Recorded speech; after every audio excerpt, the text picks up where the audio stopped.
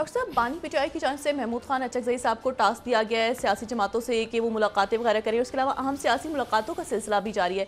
तो क्या ये मुज़ाकरात जो हैं आगे बढ़ते हुए नज़र आ रहे हैं? सियासी मुलाकातें तो अभी नहीं हो रही जी फ़िलहाल। उसमें जो एक सियासी मुलाकात हुई है वो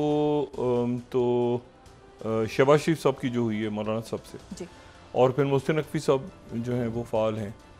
देखना इसमें यह है कि इसमें जो मुस्लिम लीग नून का जो उनकी क्या सोच है, जी मुस्लिम लीग यानी मैं फिर वही बात बार बार दोहराता हूँ कि यहाँ पे मियाँ नवाज शरीफ साहब की क्या सोच है, और उनके जो वज़रा हैं और उनकी जो कोर टीम है, क्या वो इस पूरे अरेंजमेंट या इस पूरी जो ये जो माशी प्लान है या जिस तरह से जो भी सारा सिलसिला है, जी क्या उससे वो मुतमईन है? यानी मैं बात कर रहा हूँ नवाज शरीफ साहब की, हुकूमत उनकी है, और अवाम में अगले इलेक्शंस में उन्होंने जाना है, उनकी जमात ने जाना है, उनके MNAs ने जाना है, साद रफ़ीक साहब ने जाना है, ख्वाजा आसिफ साहब ने जाना है, एहसन इकबाल साहब ने जाना है। क्या वो और बाकी उनके जो मुस्लिम लीग नून के जो शख्स रोहिल अज़हर साहब हैं, जो बाकी लोग हैं सारे,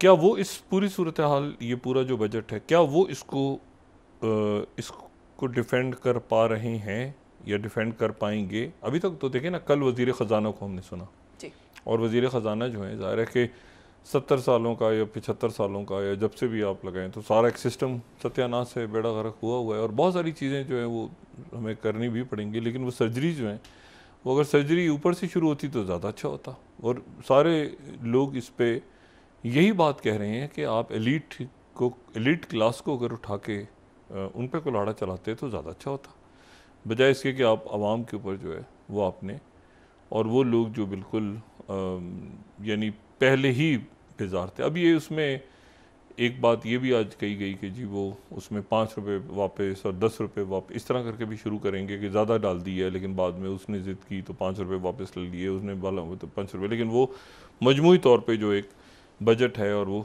यानी अब आप ये सुनेंगे ना एक दो दिनों में, जी उसने कहा तो उसके कहने पे 5 रुपये कम, उसके कहने पे 10 रुपये कम, इस तरह करके 2 रुपये इधर उधर, तो वो करके, लेकिन जो एक खाका है वो एक ऐसा है जिसमें अवाम कुचले गए, और वो उस वक्त तक, क्योंकि आपने एलीट को तो पकड़ा ही नहीं इसमें।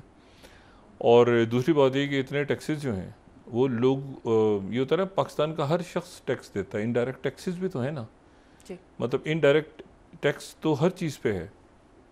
इनडायरेक्ट टैक्स तो आप अगर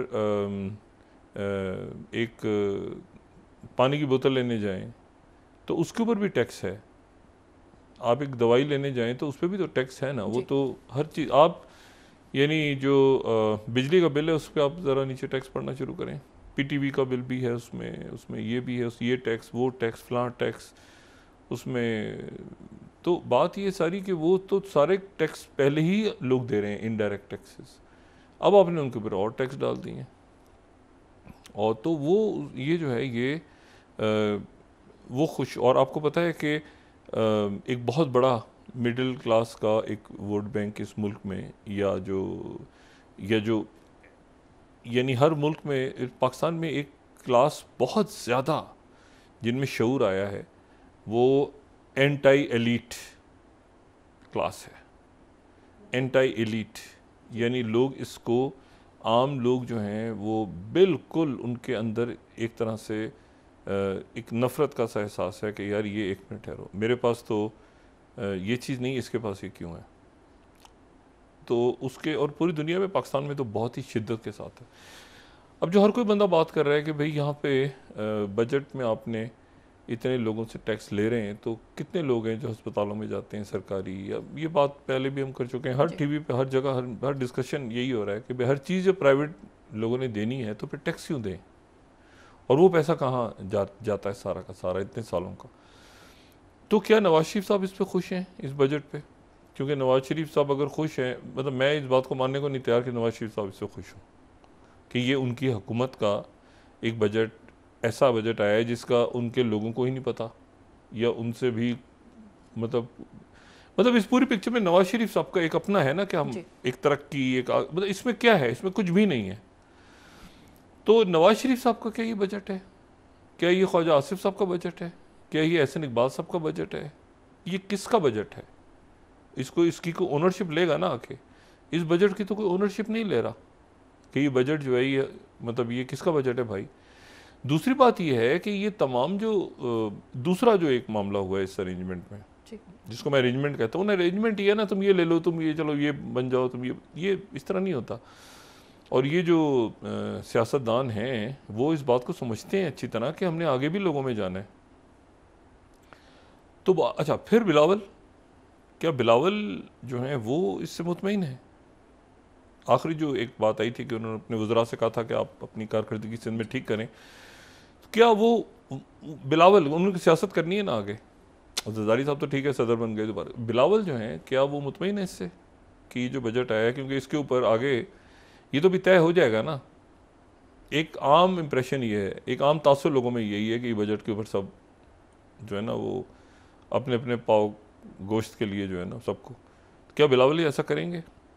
पाकिस्तान पीपल्स पार्टी ऐसा करेगी या नहीं करेगी? नहीं करेगी तो बजट नहीं होगा, बजट अप्रूव करवाना ज़रूरी है। लेकिन इसकी ओनरशिप इस बजट की, मेरी बात हुई मुस्लिम लीग नून के लोगों से, वो कहते हैं हमें तो पता ही नहीं है। तो ये कैसे, फिर क्यों ये इस तरह की एक हुकूमत या अरेंजमेंट कैसे बना जिसमें उनको पता ही नहीं है?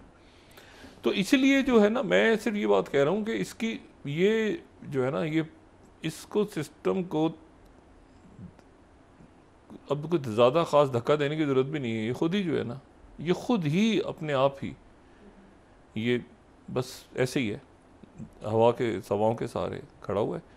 क्योंकि उसकी वजह यह है कि जो इश्यूज़ हैं वो इश्यूज़ तो बहुत मुख्तलिफ। देखें अचकज़ई साहब, महमूद खान अचकज़ई साहब, मैं उनको सुन रहा था हामिद मीर साहब के साथ का, तो और इससे पहले भी मस्जिद जंगी, तो अचकज़ई साहब उन लोगों में से हैं जिनको जो मतलब जिनसे बड़ी कम मुलाकातें नहीं हैं, लेकिन मैं जब अचकज़ई साहब को देखता हूँ तो मैं कहता हूँ शुक्र है खुदा का ऐसे लोग मौजूद हैं अभी, जिनके बारे में शेख रशीद कहते थे कि गेट नंबर 4, अगर कोई सियासतदान गेट नंबर 4 का नहीं है तो वो अचकज़ई साहब का। यानी ये अचकज़ई साहब जो हैं, इनके जो वालिद हैं और ये ख़ुद भी एक बड़े मतलब अक्रॉस द बोर्ड इनकी एक बड़ी जो है बहुत अल्लाह ताला खैरियत से रखे।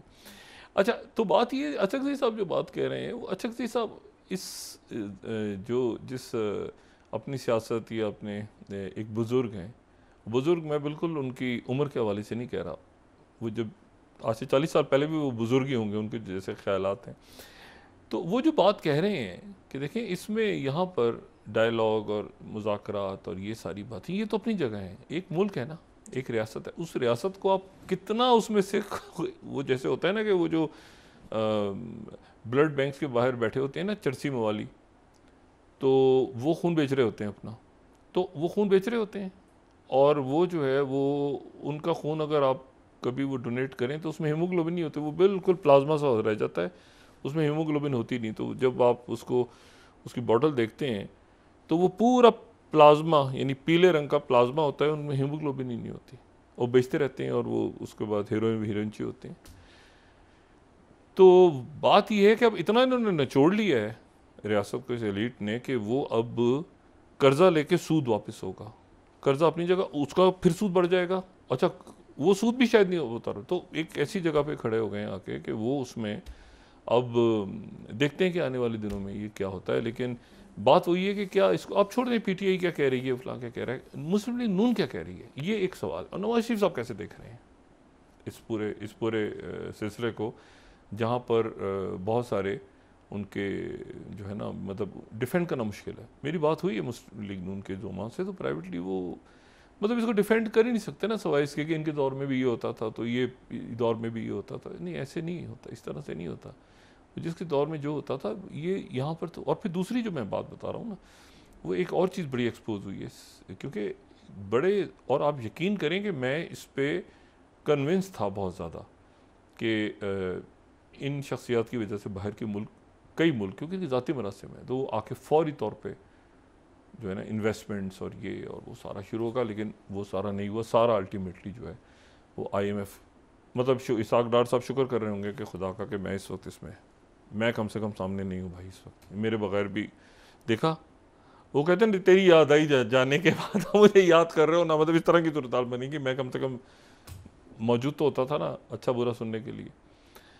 तो ये अब देखते हैं कि ये आगे मामला, मुज़ाकरात तो होनी चाहिए, ज़ाहिर है उसके वो अलग है इशू, लेकिन ये कि पब्लिक के साथ भी तो किसी ने मुज़ाकरात करने हैं ना, पब्लिक भी तो इस रियासत में इत्तेफाक से, अवाम भी इसमें तो स्टेक होल्डर है ना, तो उनसे भी तो कुछ, उनका भी तो कोई नुमाइंदे होने चाहिए ना। बाकी तो मतलब उनका तो, उनके बिहाफ पे तो कोई बात करे ना। तो ये अब देखना है कि ये बजट तो अप्रूव हो जाएगा, इसमें कट वगैरह लगे, लेकिन एक अदम इस्तेकाम सा जो है ना वो मुसलसल अभी है और वो जारी रहेगा जब तक ये कुछ चीज़ों में क्लियरिटी नहीं आती।